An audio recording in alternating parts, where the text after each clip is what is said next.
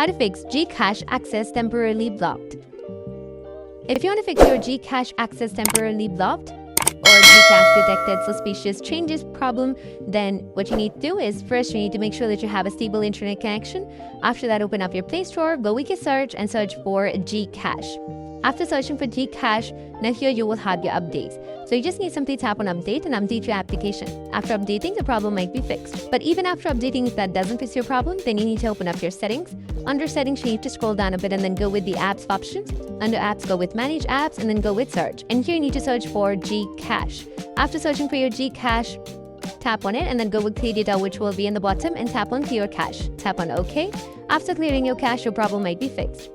If that still doesn't fix your problem, then you need to go with app permissions. Under app permissions, you need to make sure that you're allowed all of the permissions right here, which is music and audio, location, contacts, nearby devices, phone, notifications, photos and videos. Make sure all of these options are turned to allow. After that, you can go back and then restart your device.